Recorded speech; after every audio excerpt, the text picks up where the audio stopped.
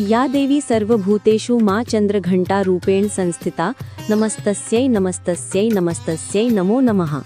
शारदीय नवरात्रि के तीसरे दिन माँ दुर्गा के तीसरे स्वरूप माँ चंद्रघंटा की पूजा की जाती है। माँ का यह रूप बेहद आकर्षक, शांत और सौम्य माना जाता है। इनके माथे पर अर्धचंद्र घंटे के आकार में सुशोभित है, इसीलिए इन्हें चंद्रघंटा कहा जाता है। माँ सिंह पर सवार होती हैं और उनकी 10 भुजाओं में अलग अलग अस्त्र शस्त्र होते हैं। माँ की आराधना से शुक्र ग्रह से जुड़े दोष भी दूर होते हैं।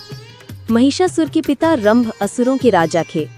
रंभ ने अग्निदेव की तपस्या कर एक पुत्र प्राप्त किया। ये पुत्र एक महिषी भैंस से उत्पन्न हुआ था, इसलिए उसे महिषासुर कहा गया।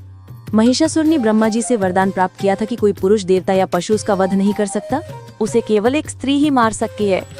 इस वरदान के कारण वो इच्छा अनुसार पुरुष और भैंस का रूप ले सकता था।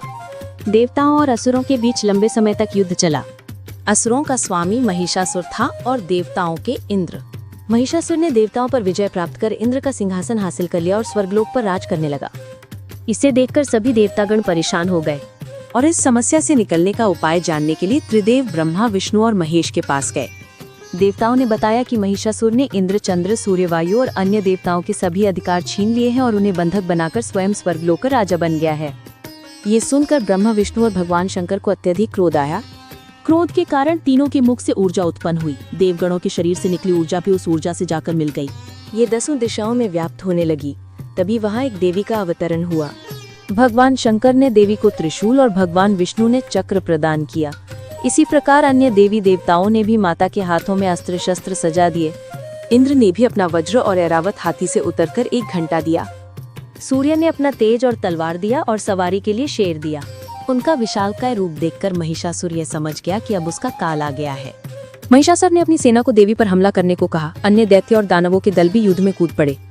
देवी ने एक ही झटके में ही दानवों का संहार कर दिया। इस युद्ध में महिषासुर तो मारा ही गया, साथ में अन्य बड़े दानवों और राक्षसों का संहार माँ ने कर दिया। महिषासुर के वध के बाद ही देवताओं और मनुष्यों को शांति मिली और इसी कारण माँ दुर्गा को महिषासुर मर्दिनी कहा जाता है। नवरात्रि का पर्व इसी घटना का प्रतीक है जो बुराई पर अच्छाई की जीत का संदेश देता है।